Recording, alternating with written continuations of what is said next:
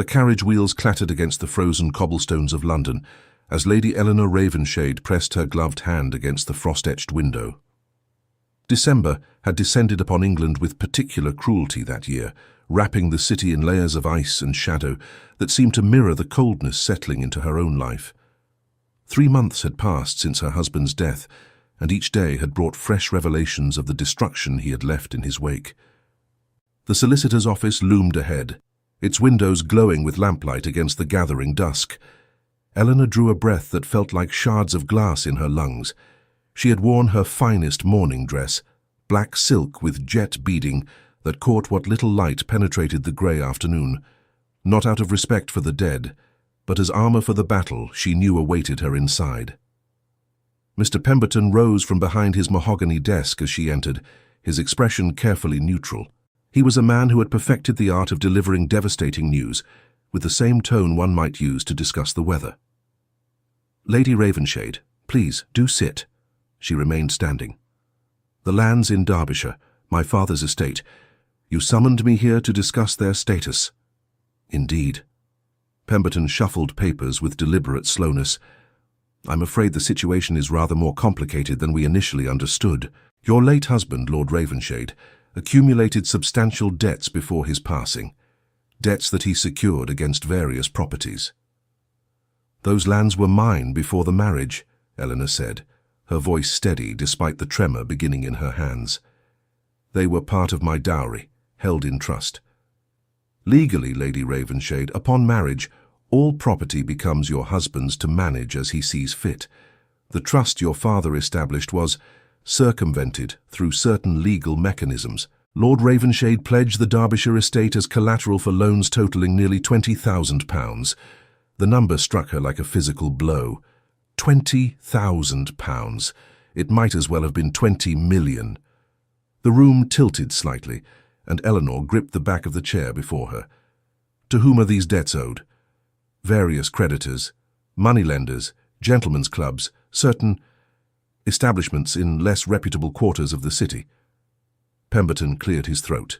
"The largest portion is owed to the Blackmore estate." "Blackmore?" The name fell from her lips like a stone into still water, sending ripples of recognition through her memory. Everyone in England knew that name. Duke Alistair Blackmore commanded wealth that rivaled the crown itself, controlled parliamentary votes with a mere gesture, and moved through society like a dark star around which all others orbited.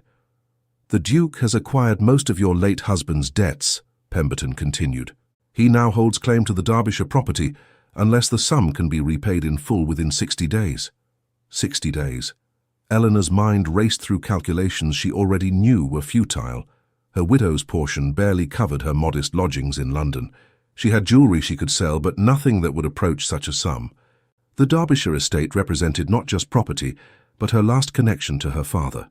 The only haven where she had known true happiness before her marriage had transformed her life into a gilded cage. "Is there nothing to be done?" she asked, hating the pleading note that crept into her voice. "No legal recourse?" "I'm afraid not, my lady. The documents are quite legal, if morally questionable. Your husband was thorough in his dissipation." Pemberton's expression softened marginally. "If I may speak frankly, the Duke's acquisition of these debts is curious. Men of his station rarely involve themselves directly in such matters. He typically employs agents for debt collection." This observation lodged itself in Eleanor's mind like a thorn. Why would England's most powerful duke personally concern himself with the debts of a minor lord's estate? She rose, gathering what remained of her dignity around her like a cloak. "Thank you for your time, Mr. Pemberton. Please send any further correspondence to my residence." The winter air struck her face as she emerged onto the street, sharp and clarifying. Her carriage waited, but Eleanor waved the driver off. She needed to walk, to move, to think. The fashionable squares of Mayfair lay before her, their townhouses decorated with evergreen boughs and ribbons in preparation for Christmas celebrations that felt obscenely cheerful against her circumstances. She had been naive once, believing that marriage to Lord Ravenshade would provide security and partnership. He had been charming during their courtship, attentive and seemingly devoted. The truth had revealed itself slowly, like rot spreading beneath painted wood. the gambling, the mistresses, the endless, inexplicable rage that had kept her walking on eggshells through 5 years of marriage until fever had finally claimed him. Now she stood alone in a society that offered widows sympathy but little practical assistance. Without the Derbyshire estate, she would be dependent on distant relatives who had already made clear their reluctance to support her.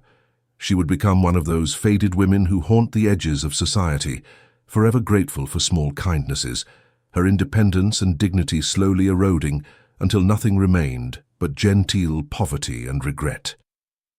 The thought kindled something fierce in her chest. She had survived her marriage. She had endured things that would have broken weaker women. She would not surrender the last piece of her father's legacy without a fight, even if she had no idea what form that fight might take. A commotion ahead drew her attention.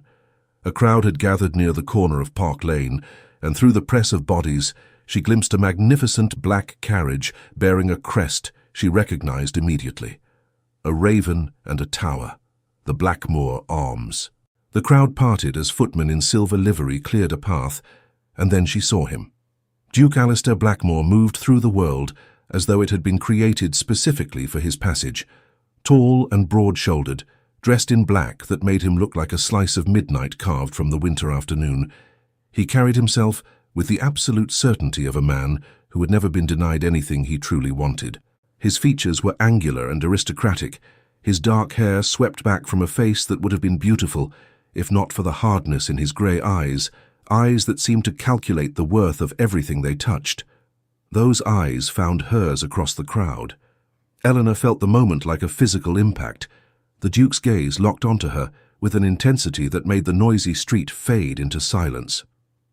For 3 heartbeats, they regarded each other across the distance, predator and prey, though she could not have said which was which. Then someone jostled her from behind, breaking the spell, and when she looked again, he was stepping into his carriage, the door closing behind him with a decisive thud. She stood frozen as the carriage rolled past, so close she could have reached out and touched its gleaming black panels. Through the window she caught one more glimpse of that aristocratic profile, and then he was gone, leaving her standing on the street corner with her heart hammering inexplicably against her ribs. That evening, alone in her small rented rooms in Bloomsbury, Eleanor tried to distract herself with correspondence and household accounts, but her mind kept returning to that moment of connection, to the strange electricity that had passed between them. She told herself it meant nothing. Great men noticed nothing beyond their own concerns. The Duke had probably already forgotten her face. The knock came at 9 o'clock, startling her from her melancholy reverie. Her maid, Sally, opened the door to reveal a footman in silver livery holding a sealed letter on a silver tray.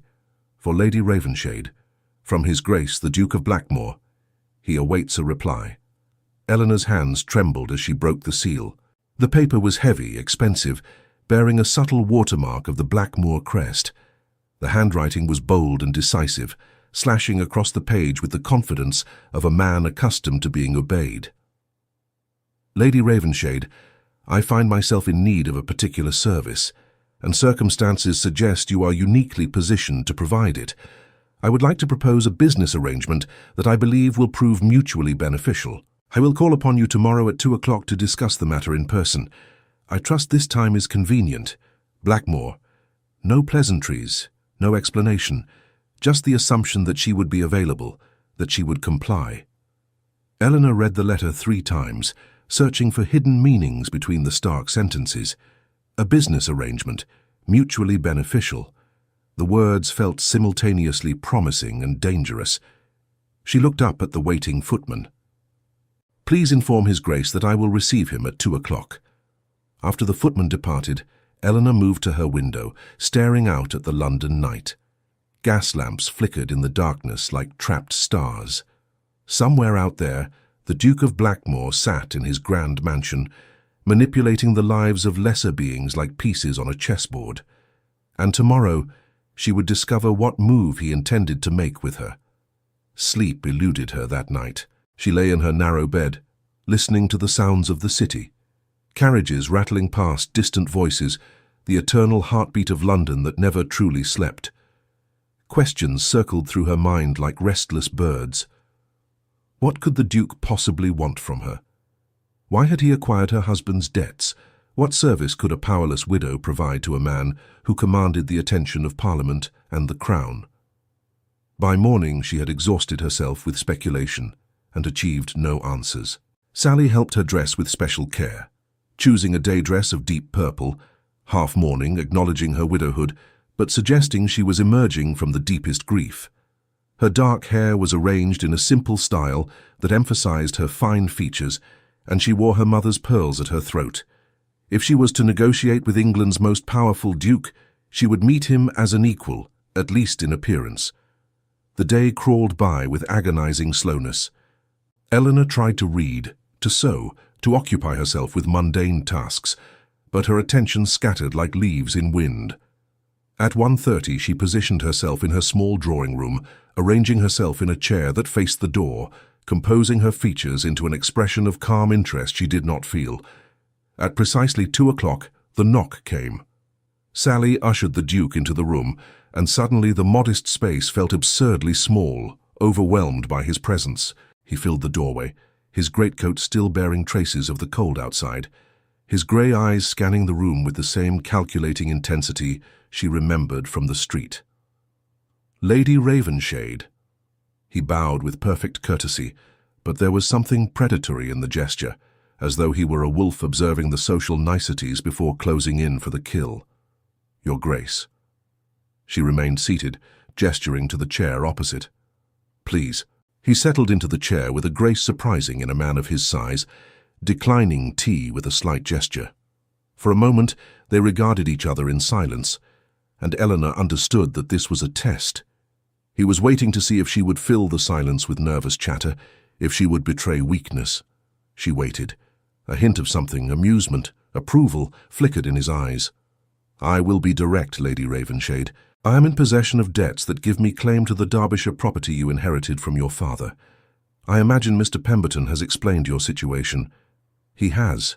Her voice remained steady, though he could not explain why a duke would personally involve himself in collecting the debts of a deceased minor lord. "Because I wanted your attention." The admission was startling in its honesty. "I have a proposition for you, one that requires delicacy and discretion." "I'm listening." He leaned forward slightly, and Eleanor caught a scent of sandalwood and something darker, more complex. "In 3 days, I am hosting the annual Blackmore Christmas Ball. It is the most significant social event of the season. Members of Parliament, foreign dignitaries, peers of the realm and certain influential persons whose names rarely appear in the society pages." "I'm aware of the ball's reputation," Eleanor said. Indeed, she had attended years ago before her marriage, when her father had still been alive and she had been a fresh-faced debutante. She remembered the grandeur of Blackmore House, the way power had hung in the air like expensive perfume. "I need you to attend as my intended bride." The words dropped into the room like stones into still water. Eleanor stared at him, certain she had misheard. "I beg your pardon?" "For one evening, you will play the role of my fiancée. You will arrive on my arm, stand at my side during the receiving line, dance with me and convince 300 of England's most perceptive individuals that we are genuinely, ardently engaged to be married." "That's absurd." The words escaped before she could stop them. "Your Grace, we've never even been properly introduced. No one would believe." "They will believe what I tell them to believe." His voice carried absolute certainty. "I will announce that we met recently, that our courtship has been private due to your mourning period, and that I convinced you that love is more important than society's arbitrary timelines. The Tun loves a romantic story, especially one involving a powerful duke and a beautiful widow." Beautiful. The word hung between them, and Eleanor felt heat rise in her cheeks. She pushed past it, focusing on the practical impossibility of his request. "Why? What could you possibly gain from such a deception?" "That is my concern." His expression closed like a door slamming shut. "You need only know that I have my reasons, and they are sufficient. And in exchange for this performance, you would return my father's lands. In exchange for your convincing performance, I will forgive all debts associated with the property and return it to your name free and clear. The necessary documents will be prepared and delivered to you the morning after the ball. It was too much, too easy. Eleanor's mind raced through the implications, searching for the trap she knew must exist. One evening of pretense, and I receive property worth thousands of pounds. One evening of absolutely flawless pretense, he corrected. If at any moment I believe you are failing to convince our guests, the offer is void. Additionally, you will be required to maintain the fiction for 2 weeks following the ball, appearing with me at select events until I announce that we have mutually agreed to end our engagement. 2 weeks. She repeated the time frame, calculating. 2 weeks of living a lie, of allowing London society to believe she was engaged to this dangerous man. 2 weeks of navigating whatever game he was playing, a game whose rules he refused to share. And after these 2 weeks, you simply announce that we've ended our engagement. Won't that create scandal? I will ensure the narrative protects your reputation, a mutual decision, conflicting priorities, continued respect, and affection. The usual formulas. You will emerge from the experience as a woman who captured the Duke of Blackmore's heart, even if circumstances prevented the marriage. That association alone will elevate your social standing considerably. He was right, Eleanor realized. Even a failed engagement to the Duke would transform her from a powerless widow into a woman of consequence, someone who had stood at the pinnacle of society, however briefly. But the calculation in his eyes suggested he knew exactly how tempting his offer was, how perfectly it was calibrated to exploit her desperation. "What if I refuse?" she asked, needing to understand the full scope of her choices. "Then the legal process proceeds as Mr. Pemberton outlined. The Derbyshire property will be liquidated to satisfy the debts within 60 days. You will receive nothing." He paused, letting the weight of that reality settle over her. "I am offering you a path to keep what is rightfully yours, Lady Ravenshade. The price is a few evenings of play acting, hardly an exorbitant cost, unless there are costs you're not mentioning." Eleanor met his gaze directly, refusing to be intimidated. What happens if this deception is discovered? What happens if someone challenges our story? No one will. I am very good at getting what I want. The statement was not a boast, but a simple fact, delivered with the same certainty one might use to discuss the rising of the sun. However, should any complications arise, you have my word that I will protect you from any consequences. Whatever happens, you will not suffer. His word. She had no reason to trust it, no reason to believe that a man who would orchestrate such an elaborate deception had any honor at all.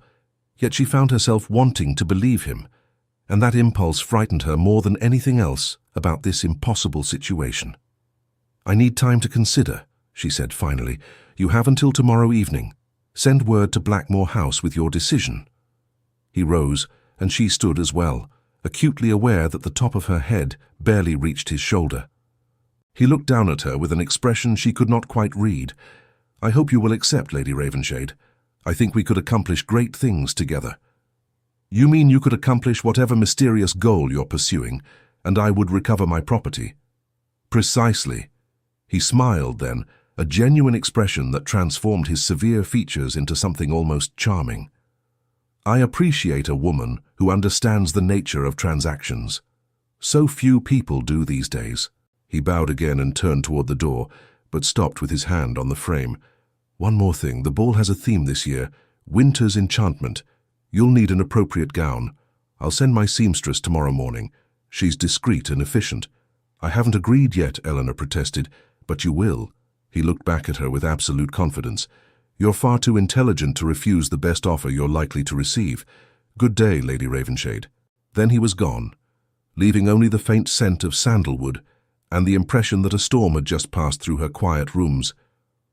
The seamstress arrived at precisely 9 o'clock the following morning, accompanied by 2 assistants carrying bolts of fabric that shimmered like captured moonlight.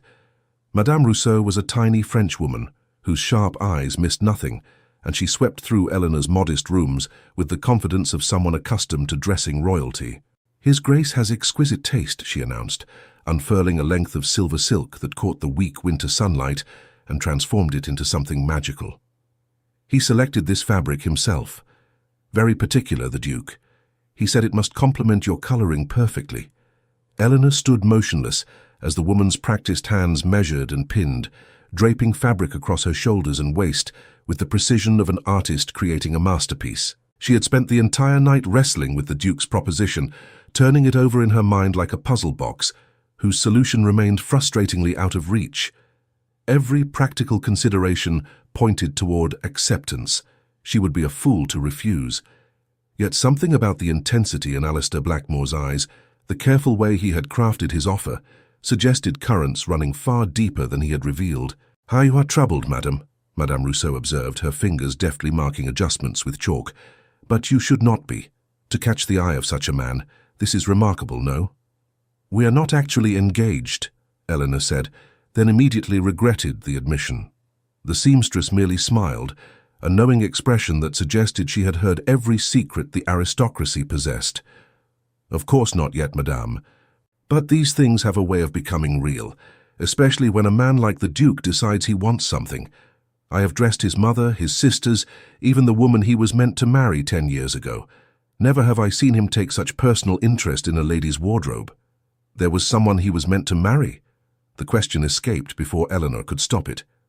"Lady Caroline Ashworth. Beautiful girl, very suitable."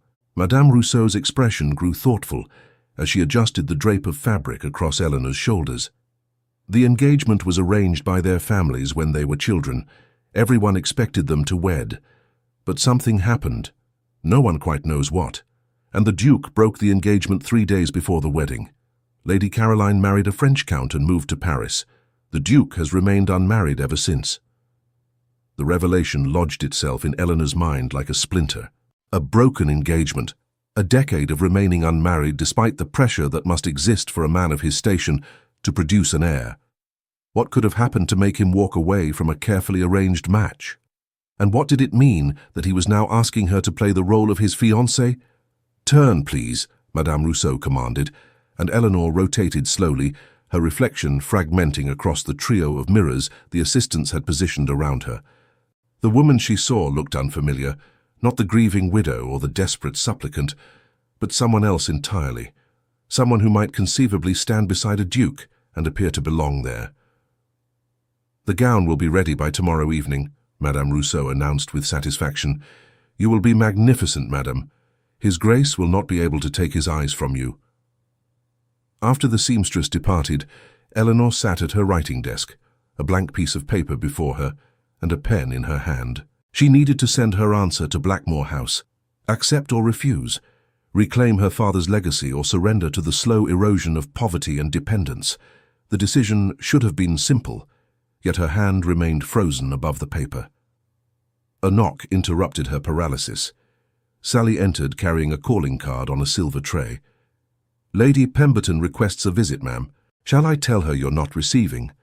Lady Pemberton was the solicitor's wife, a gossip of the first order who somehow always knew everyone's business before they knew it themselves. The last person Eleanor wanted to see. Yet refusing visitors would only fuel speculation about her circumstances. "Show her in." The woman swept into the room in a rustle of expensive taffeta, her eyes already cataloguing every detail of Eleanor's modest furnishings. "My dear Lady Ravenshade, I simply had to call. I heard the most extraordinary rumour, and I told myself it couldn't possibly be true, but I had to see for myself." Eleanor's stomach tightened.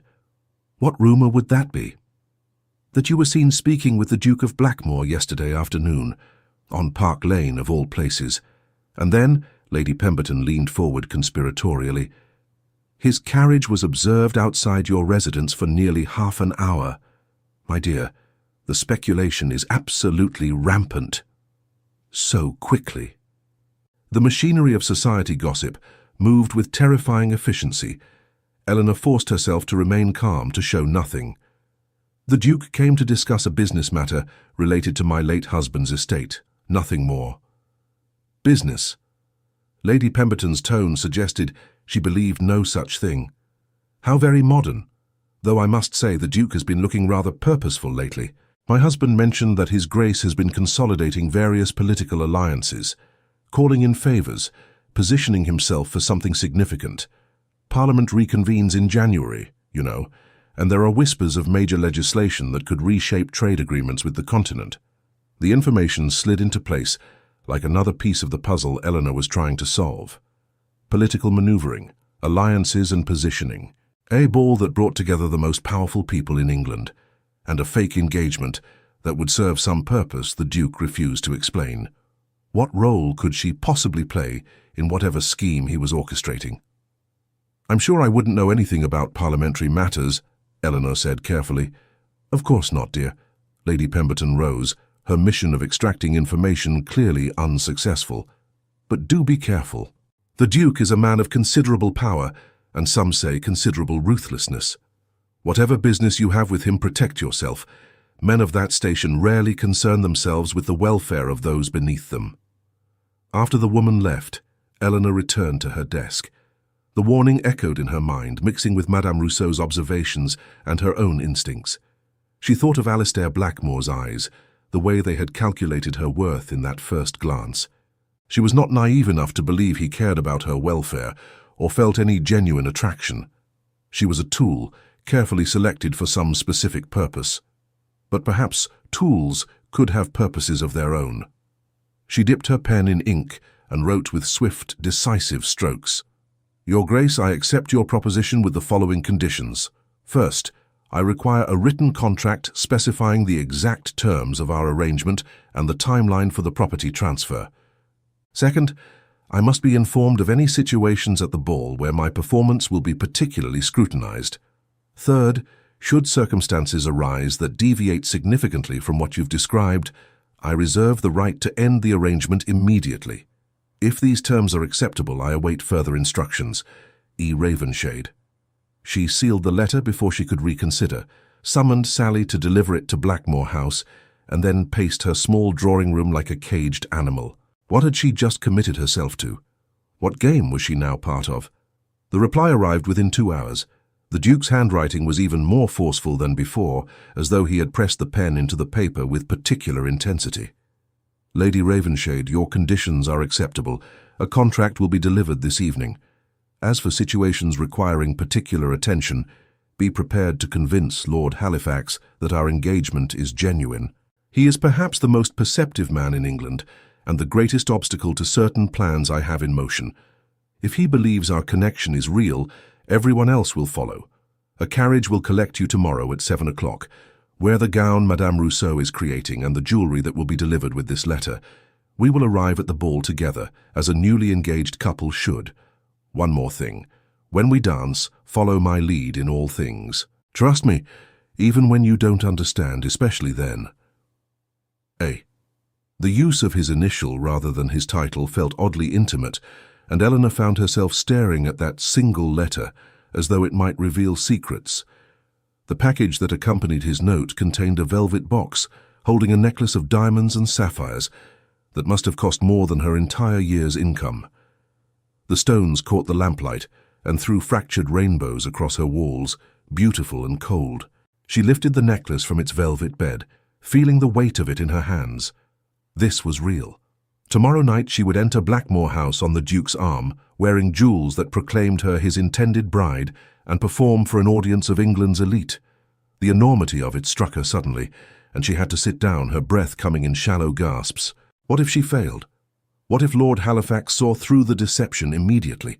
What if she stumbled over some detail, gave away the lie with a careless word or gesture? The Duke had promised to protect her from consequences, but could he really shield her from the scandal that would erupt if their scheme was discovered?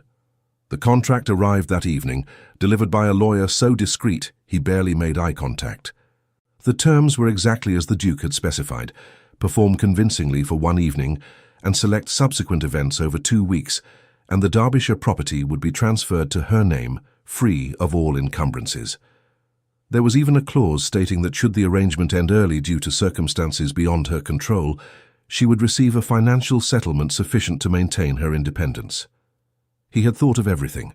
The realization was both comforting and unsettling.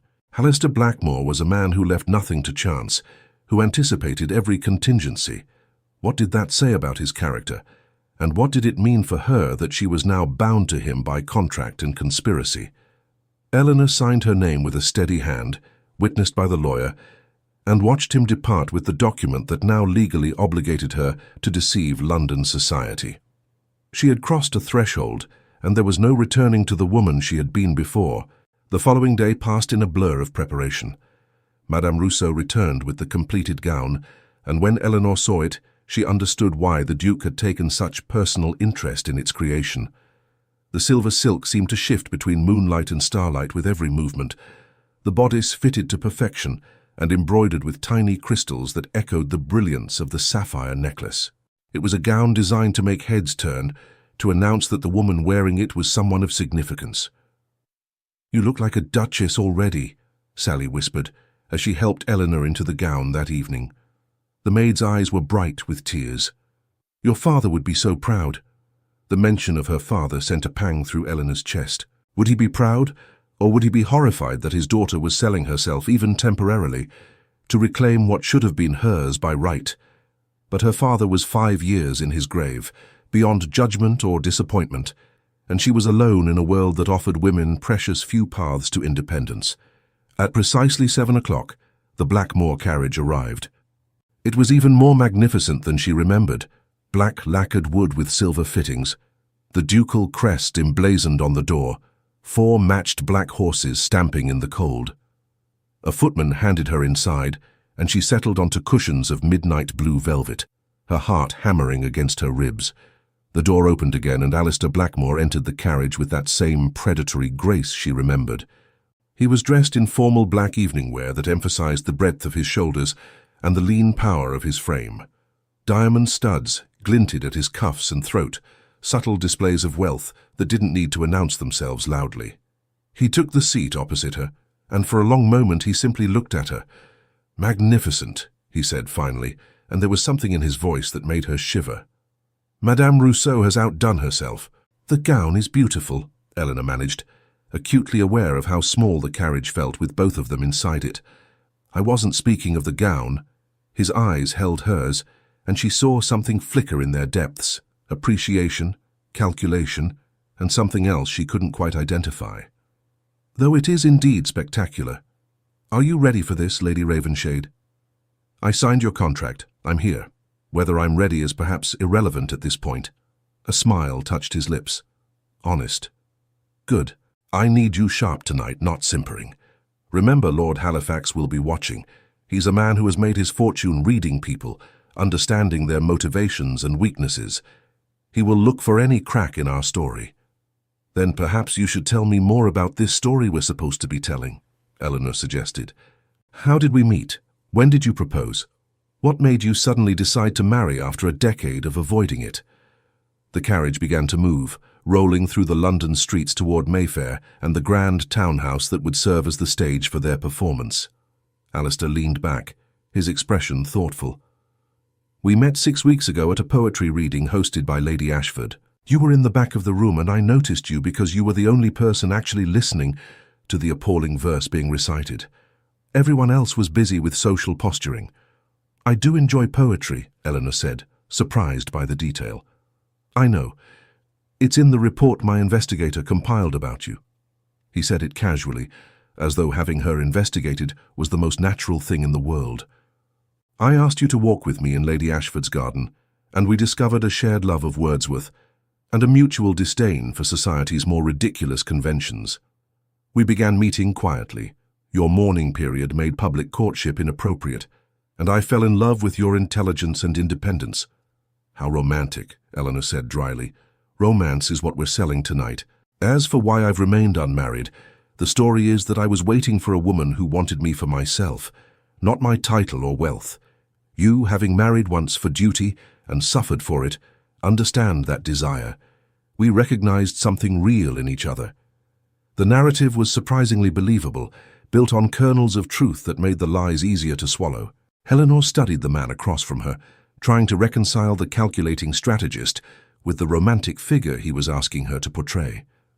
"And Lord Halifax? What is he to you that his opinion matters so much?" "He controls votes in Parliament that I need for legislation I'm proposing, trade agreements with Prussia that could transform England's economic position. Halifax is skeptical of my motives. He thinks I'm consolidating power for personal gain rather than national benefit. A marriage, especially to someone like you, suggests stability and genuine concern for legacy rather than mere ambition." "Someone like me," Eleanor repeated. What exactly does that mean? A woman of quality who has suffered misfortune through no fault of her own. A woman choosing to marry for love rather than necessity, which suggests that I am worthy of such a choice. He leaned forward slightly. You are the human face of my ambitions, Lady Ravenshade. You make me appear less ruthless, more sympathetic. That is your role tonight. The honesty was almost brutal, but Eleanor found she preferred it to pretty lies. At least she knew exactly where she stood. And after tonight, after these 2 weeks, what happens when you announce our engagement has ended? I will ensure the narrative emphasizes that we remain friendly, that circumstances rather than any failure of affection ended things. You will be seen as the woman who civilized the Duke of Blackmore, if only briefly. That reputation will serve you well. The carriage slowed, and through the window, Eleanor saw Blackmore House rising before them like a palace carved from moonlight and ambition. Every window blazed with light, and guests were already arriving in a glittering procession of carriages. Music drifted through the winter air, and she could see crowds gathering to watch the arrivals, hoping to glimpse the powerful and beautiful. Alistair reached across the space between them and took her hand. His fingers were warm, strong, and she felt a jolt of electricity at the contact. From this moment forward, we are deeply in love. Every gesture, every glance must convince them. Can you do that? Eleanor looked into those grey eyes and made a decision that felt like stepping off a cliff into darkness. Yes. Then let's give them a performance they'll never forget. The carriage door opened, and a wall of sound crashed over them. Music, conversation, the rustle of expensive fabric and the chime of crystal. Alistair stepped out first, then turned to hand Eleanor down, his grip firm and possessive. As her feet touched the ground, she heard the gasps, saw heads turning, felt the weight of hundreds of eyes fixing upon her. The Duke of Blackmore tucked her hand into the crook of his arm and leaned close, his breath warm against her ear. Smile, darling. Our future depends on it. And Eleanor smiled, brilliant and genuine, as they ascended the steps into the glittering heart of English society, into a web of deception that would change both their lives in ways neither could yet imagine. The music swelled, the doors opened before them, and they stepped forward together into the light. The music rose around them like a living tide as they stepped into the blaze of light. For a moment, Eleanor could do nothing but breathe and look. Blackmore House, dressed for Christmas, was almost unreal. Garlands of evergreen and holly twined along the balustrades and pillars, threaded with white satin ribbons and tiny glass ornaments that caught the candlelight like frozen drops of rain. Clusters of white roses and winter berries stood in crystal vases high as her waist. The chandeliers, a dozen of them, dropped like cascades of ice from a painted ceiling, flooding the marble floor with brilliance. The air smelled of beeswax, pine, and the faint spice of mulled wine. And everywhere there were eyes. The hum of conversation changed timbre, curiosity sharpening it to a bright metallic edge. Fans stilled mid-flutter. A gentleman's laugh died on his lips. Faces turned toward them, toward him and therefore toward her, with frank interest, surprise, hunger for new information. News in London travelled quickly, rumour travelled faster. The Duke of Blackmore, long an unshakable bachelor, had arrived with a woman no one had expected. Alistair's hand covered hers where it rested on his arm, his grip an anchor. "Steady," he said softly, without moving his lips. "They can scent fear." "Like wolves," she murmured back, allowing the corner of her mouth to lift. "Exactly like wolves, and half of them owe me money." The dry quip steadied her more than any grave reassurance would have done. She let her shoulders settle, lifted her chin, and remembered her training from a lifetime ago. How to walk into a room as if she belonged there, even when part of her wished only to flee. Her father had always said that confidence, properly worn, was a better gown than any silk. "Your Grace," someone called, and the spell of silence shattered. The crowd surged subtly closer, the movement carefully disguised as polite milling, but unmistakable to someone watching for it. They wanted to see, to measure, to decide what to think. Eleanor could almost feel the questions moving through the room like a separate current. Who is she? How did she catch him? Is it love, or something else? Alistair led her not to the receiving line near the entrance. Such a place would have seemed too formal, too staged, but directly into the heart of the gathering, where ministers and peers stood beneath a great arched window framed by swags of evergreen. His choice was deliberate. If they were to sell the illusion of sudden ardent affection, they must enter as though they had simply flowed naturally into the existing pattern of the evening. Blackmore! A florid gentleman with an impressive waistcoat and an equally impressive moustache hailed them, his eyes already gleaming with gossip. "You scoundrel, you might have given us some warning." "If I had, you would have spoiled my fun, Fitzroy," Alistair returned easily. "And you would have had the story half over London before breakfast." Fitzroy laughed, then turned a frankly assessing gaze upon Eleanor. "And this is the lady who has managed what the entire ton despaired of. Ma'am, you have the respects of every ambitious mother in England.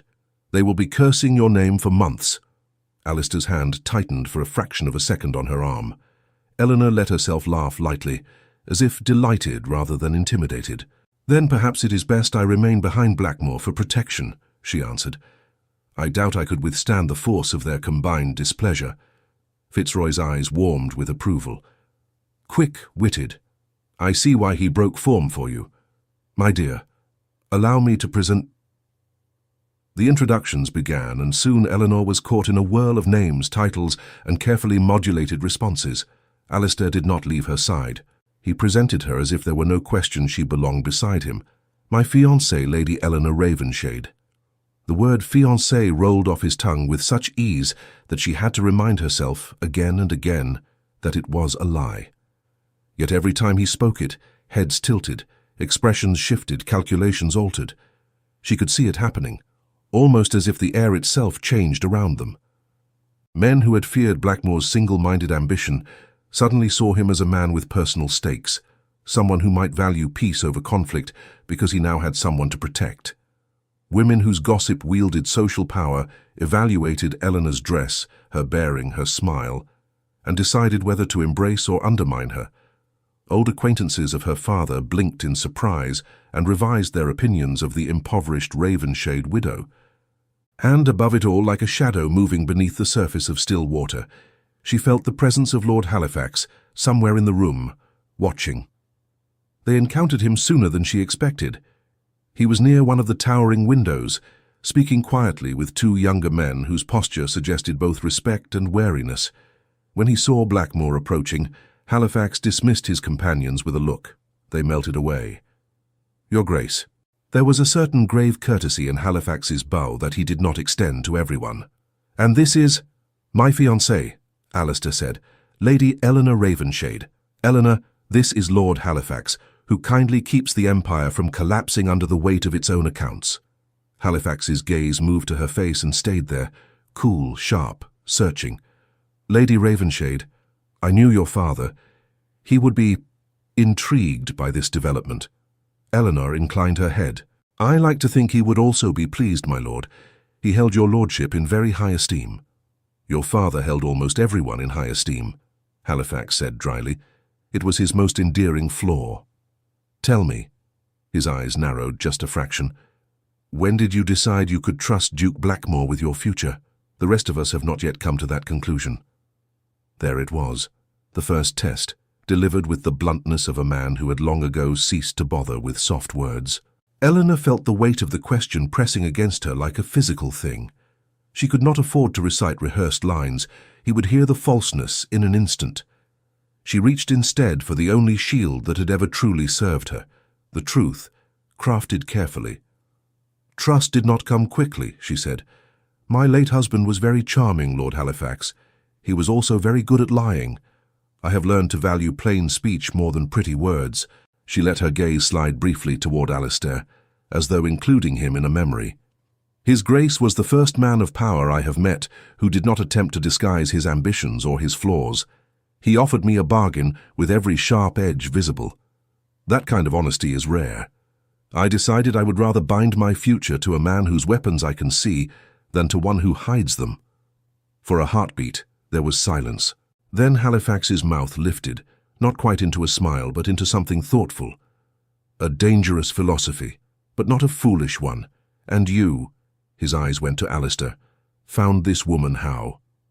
"In a room full of people flattering a minor poet," Alistair replied, his tone light but his gaze steady. She was the only one listening to the verse itself. Everyone else was listening only to themselves.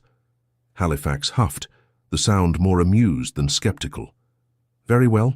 Either this is the most elaborate piece of theatre I have ever seen, or you have accidentally stumbled into a stroke of wisdom, Blackmore." He inclined his head to Eleanor again.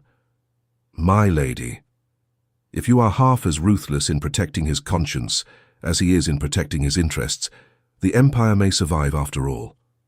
He moved away without waiting for a reply, leaving behind a space that seemed to draw breath. Alistair exhaled, very softly. "You handled him perfectly," he murmured. "You may have just saved a decade of trade policy." "It seems a very grand consequence for a single conversation," she answered, though her heart was still pounding. "You underestimate how rarely anyone speaks to Halifax without trying to disguise something." His thumb brushed over her gloved hand, a brief unconscious caress. "Come, before they think we exist only to impress him." The next portion of the evening unfolded like a dance, even when they were not on the dance floor. Eleanor found herself moving from circle to circle. Wives of ministers who measured her with practiced eyes and asked gently barbed questions. Young ladies whose curiosity vibrated around them like static. Foreign envoys who bowed over her hand and complimented Alistair on his excellent taste. Through it all, the Duke remained beside her, a steadying presence, stepping in when conversations became too pointed, presenting her as though she were not merely ornament, but equal. When at last the first waltz was called, the entire room seemed to tilt toward them in expectation. Alistair turned to her, extending his hand. "May I, my lady?" "You must," she murmured. "They will riot if you do not." He laughed, and something in his expression softened, briefly, unguardedly. She placed her hand in his, and he led her to the center of the floor. As the orchestra began to play, couples drew back, forming a wide circle.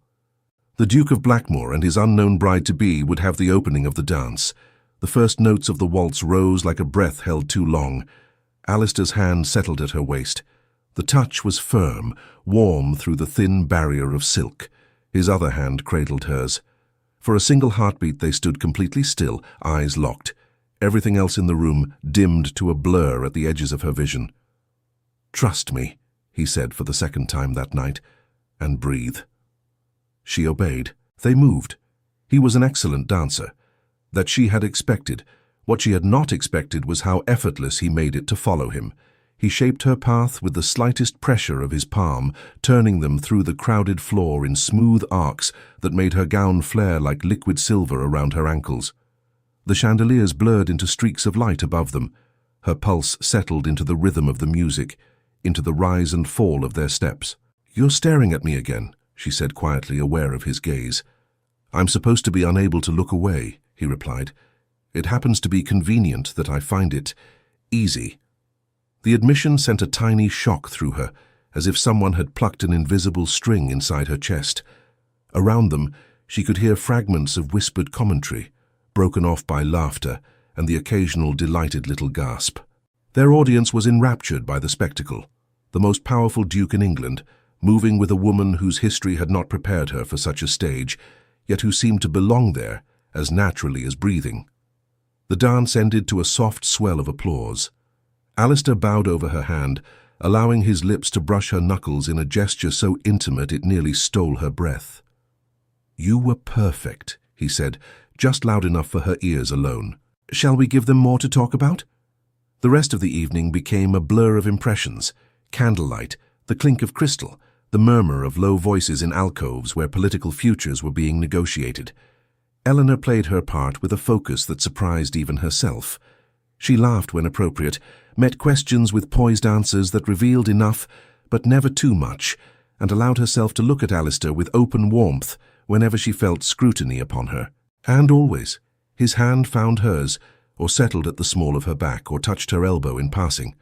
Not constantly, just enough that anyone watching would believe he could not help reaching for her. Near midnight, when the room had grown hot and the air thick with the scent of too many flowers and too many bodies, he guided her toward a set of French doors that had been opened onto a wide stone terrace. Cold winter air rushed in, welcome and sharp. The terrace overlooked the gardens, now transformed by frost and moonlight into something almost otherworldly. Bare branches painted silver, lawns glittering as if strewn with ground glass. 5 minutes, Alistair told a nearby footman. See that we are not disturbed unless the house catches fire. Yes, Your Grace. Eleanor arched a brow as they stepped outside. Is that a usual instruction? Only when I desperately need air. He exhaled, rolling his shoulders slightly. In the moonlight, some of the social polish seemed to fall away, leaving the man beneath, the one who calculated trade routes and parliamentary votes, who acquired debts like hers with deliberate intent, who had chosen her for reasons that had little to do with romance. And yet, "How do you feel?" he asked. "As if I have been thrown into the center of a storm and somehow managed not to drown," she said honestly. "Though it may be that I simply have not yet sunk." He gave a low, genuine laugh. "You were more than afloat in there. Halifax practically glowed at me after speaking with you. That is an expression I have never before seen on his face. I suspect I should be concerned." "You are welcome," she replied, tilting her head. "I will send you a bill for my services." His eyes warmed, the grey deepening. "Name your price." The words were playful. They still landed between them with unexpected weight. She looked away out over the frosted lawn, watching her own breath ghost in the cold air. "You already know my price, Your Grace. You set it, in fact." "The estate," his voice softened. "You will have it. The documents are already in motion." She believed him.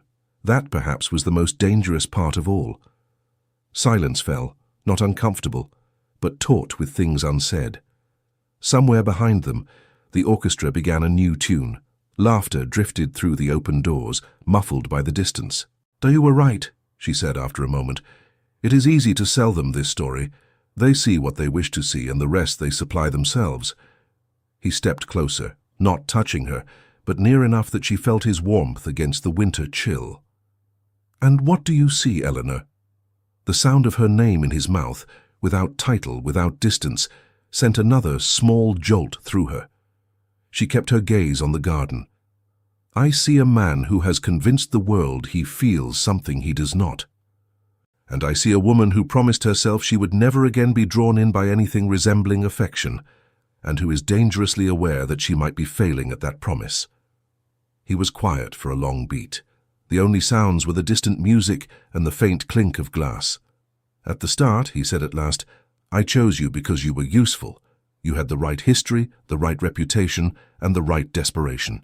It was a clean transaction in my mind." She flinched just a little, even though she had always known it. "But you keep doing things I did not calculate," he continued. "You tell the truth where I expect lies. You challenge me where others flatter. You look at me as if you can see the man under the title and have not yet decided whether to condemn or forgive him." At last he turned his head, his profile sharp in the moonlight. That was not in the bargain. She let out a breath that might have been a laugh, if it had not caught in her chest. "Affection was not in the bargain either." "No," he said quietly. "It was not." Their eyes met then. No ballroom, no witnesses, no need for pretense, and for one suspended moment the world narrowed to only that line of connection. If he stepped forward and took her in his arms, if he kissed her, she knew with terrifying clarity that she would not stop him. From inside, someone called his name. The spell broke. Alistair closed his eyes briefly, as if gathering himself, then stepped back a fraction. "We should go in," he said. His voice was steady again, the Duke resurfacing over the man. "If we are gone too long, they will imagine all sorts of things." "They already are," she answered. "That is rather the point, is it not?" He gave her his arm. She took it. Together they walked back into the warmth and light. The remainder of the night passed in a series of scenes that would, she knew, be repeated and embellished in drawing rooms for weeks. The Duke of Blackmore smiling down at his bride-to-be as they shared a glass of champagne, the way his hand rested on her waist when they stood together, listening to a minister drone on about tariffs, the soft look on her face when she thought no one was watching, and he spoke into her ear. By the time the last guests departed, and the final carriage rattled away, the story of their whirlwind love affair was firmly planted in the collective imagination. It had worked. In the private quiet of the carriage returning her to Bloomsbury, The mask slipped from both of them. "You were flawless," Alistair said at last, breaking the silence. "Halifax pulled me aside just before he left. He will support the legislation. He said, and I quote, that any man who inspires that level of loyalty in a woman might actually be trusted with the nation's interests." Eleanor let her head fall back against the seat, closing her eyes for a moment. "So your plan succeeds. Congratulations, Your Grace." There was something in her tone that made him study her face. "Our plan," he corrected. "You were not a passive ornament tonight. You were the linchpin.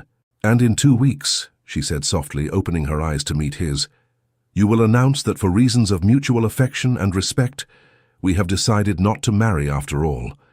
You will have your votes. I will have my estate. Society will have its story. That was the bargain." "Yes." The single syllable carried more weight than it should have.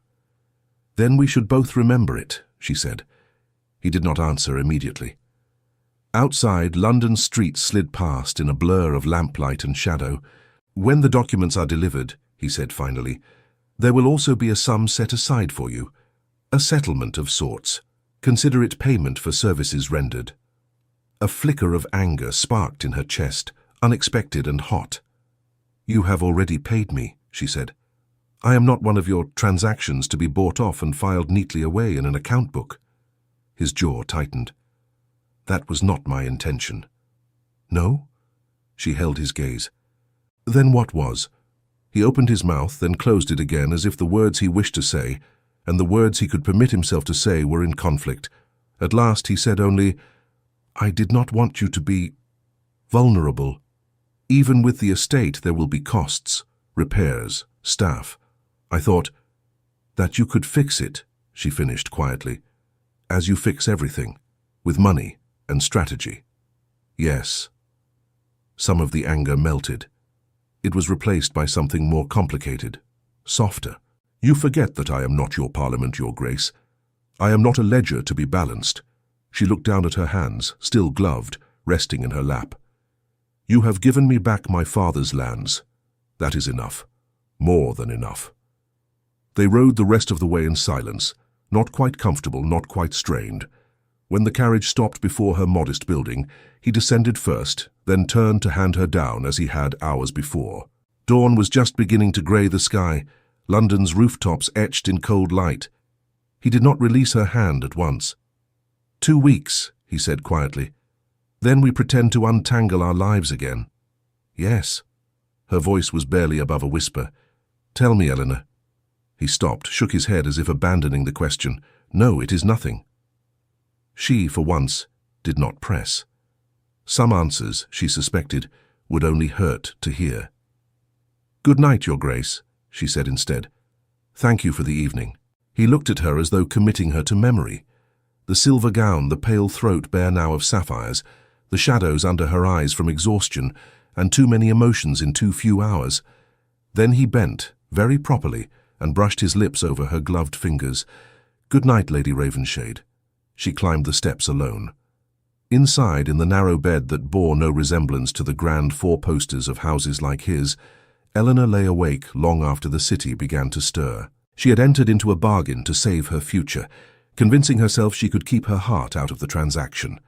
Now, with the echo of his touch still ghosting over her skin and the memory of his eyes in the moonlight refusing to fade, she was no longer certain.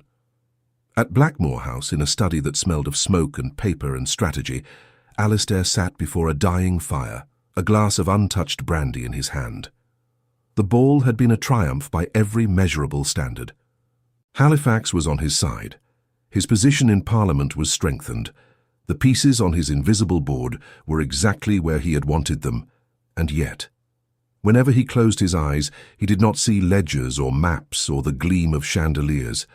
He saw a woman in a silver gown stepping into a room full of wolves with her head held high. He heard her say, "I decided I would rather bind my future to a man whose weapons I can see." He felt the ghost of her hand in his. 2 weeks, he had told her.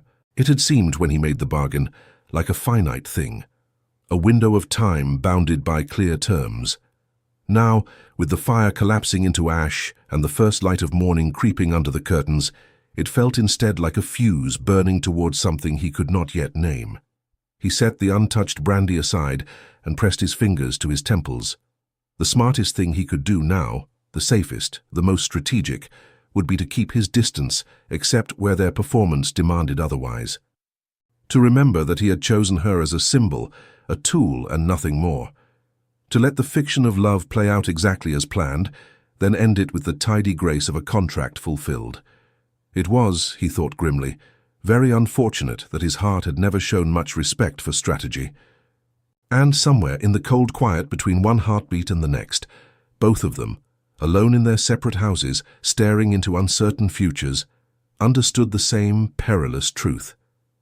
The most dangerous lies are the ones you tell so often, so convincingly, that you begin to wish they were true. After a single night that changes everything, Lady Eleanor Ravenshade and Duke Alistair Blackmore walk away from the glittering halls of Blackmore House with far more than they bargained for. The world has accepted the story they offered, a powerful duke, finally tamed by love, a widowed lady, unexpectedly elevated to the centre of English society, a whirlwind engagement that seems to promise a fairy tale ending. Parliament is shifting in Alistair's favour, the gossip columns are drunk on speculation, and the Derbyshire estate that belonged to Eleanor's father is finally on its way back into her hands. But behind closed doors, when the candles burn low and the music is gone, both of them know the truth is far more complicated. The bargain was supposed to be simple. 2 weeks of performance, a handful of carefully chosen appearances, then a mutually respectful and elegantly crafted broken engagement to satisfy society's curiosity without leaving a permanent stain. Eleanor would reclaim her lands and her independence. Alistair would secure his political victories. Their lives would diverge neatly along the lines they had drawn, hers in the quiet safety of the country, to promise a fairy tale ending. Parliament is shifting in Alistair's favour. The gossip columns are drunk on speculation, and the Derbyshire estate that belonged to Eleanor's father is finally on its way back into her hands. But behind closed doors, when the candles burn low and the music is gone, both of them know the truth is far more complicated. The bargain was supposed to be simple. 2 weeks of performance, a handful of carefully chosen appearances, then a mutually respectful and elegantly crafted broken engagement to satisfy society's curiosity without leaving a permanent stain. Eleanor would reclaim her lands and her independence. Alistair would secure his political victories. Their lives would diverge neatly along the lines they had drawn, hers in the quiet safety of the countryside, his in the ruthless heat of London's power. Yet as the city awakens to the scandalously romantic news of their engagement, neither Eleanor nor Alistair can shake the memory of moments that were never part of the script.